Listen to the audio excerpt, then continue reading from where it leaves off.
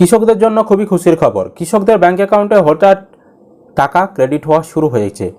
কেন সেই টাকা পাচ্ছে কৃষকরা, আপনি কিভাবে সেই টাকা পাবেন, বা বর্তমানে যে টাকাটি ঢুকছে সেটি কোন প্রকল্পের টাকা ঢুকছে, বিস্তারিত আজকের এই ভিডিওর মাধ্যমে আমরা আলোচনা করব। তার আগে ছোট্ট একটি অনুরোধ, চ্যানেলে নতুন হলে চ্যানেলটিকে অবশ্যই সাবস্ক্রাইব করবেন, বন্ধুদেরকে ভিডিওটি শেয়ার করতে ভুলবেন না, আর ভিডিও ভালো লাগলে অবশ্যই কিন্তু একটি লাইক করে দিয়ে যাবেন। বর্তমানে আমি যে টাকাগুলো ঢুকছে তার লাইভ প্রমাণ দেখাচ্ছি, একদম ব্যাংকের স্টেটমেন্ট চেক করিয়ে। তো এই উপভোক্তাটি দেখুন, আমি ট্রানজ্যাকশন ডিটেলস ওনার ব্যাংকের পাসবইয়ের একদম যে স্টেটমেন্ট, অনলাইন স্টেটমেন্ট সেটাই দেখাচ্ছি। তো এখানে দেখতে পাচ্ছেন পিএম কিষাণ ওনার 11তম কিস্তির টাকা উনি কিন্তু পেয়েছেন। এখানে উল্লেখ করা রয়েছে 6/1/2025 তারিখে 2000 টাকা উনি পেয়েছেন। তারপর আরেকটা দেখাচ্ছি দেখুন, এনার 6 জানুয়ারি 2025 তারিখে পিএম কিষাণ বিইএন ইনস্টলমেন্ট 9 এবং উনি কিন্তু 2000 টাকা ওনার ব্যাংক অ্যাকাউন্টে পেয়েছেন।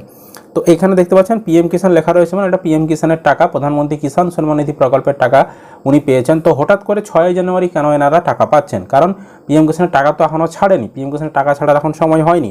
তো হঠাৎ করে সময়ের আগে কেন কৃষকরা টাকা পেয়ে যাচ্ছে? তো তার কারণটা হচ্ছে পিএম কিষাণ প্রকল্পে ওনাদের যখন টাকাটা ছাড়া হয়েছিল তখন ওনাদের কিছু সমস্যা থাকার জন্য ওনাদের টাকাগুলো সাকসেস হয়নি, মানে ব্যাঙ্ক অ্যাকাউন্টে ঢোকেনি, ওনাদের ফেল্ড হয়ে গিয়েছিল, টাকাগুলো ক্রেডিট হয়নি। সরকার ছেড়েছিল কিন্তু ওনাদের ব্যাঙ্কে এসে টাকাটা পৌঁছায়নি, ফেল্ড হয়ে গিয়েছিল ওনাদের ডিবিটি লিঙ্ক না থাকার জন্য, বা কেওয়াইসি না থাকার জন্য, বা আধার সিডিং না থাকার জন্য। তো বর্তমানে ওনারা সেই সমস্যাগুলির সমাধান করে ফেলেছেন। সমস্যাগুলির সমাধান করে ফেলার জন্য পিছনের যে টাকাগুলি ফেল্ড অবস্থায় ছিল, যে টাকাগুলি ওনাদের ঢোকেনি, সেই টাকাগুলি কিন্তু বর্তমানে এখন ঢোকা শুরু হয়েছে। তো এখানে দেখতে পাচ্ছেন এই কৃষকটা কিন্তু 10 নম্বর কিস্তিটা পেয়েছেন। দেখতে পাচ্ছেন 7ই অক্টোবর ওনার 10 নম্বর কিস্তির টাকা ঢুকেছে 2000 টাকা।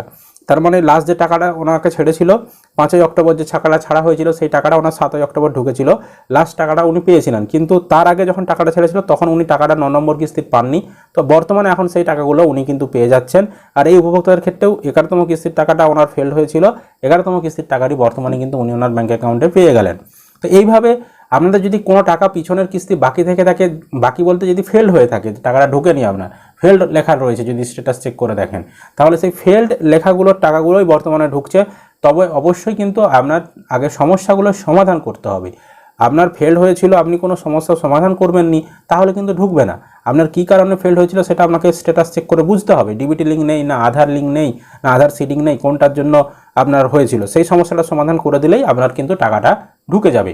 আর পিএম কিষাণের পরবর্তী যে 19তম কিস্তির টাকা দেবে সমগ্র ভারতবর্ষ জুড়ে কৃষকদেরকে, সেটি কিন্তু ফেব্রুয়ারি মাসে দেওয়া হবে। তবে এখনও এক্সাক্ট কত তারিখে ছাড়বে সেটার ডেট ঘোষণা হয়নি। পরবর্তী সময়ে সরকার ডেট ঘোষণা করলে সেই তথ্য আপনাদেরকে আমরা জানিয়ে দেব। এটাই ছিল আজকের ভিডিওর বিষয়বস্তু।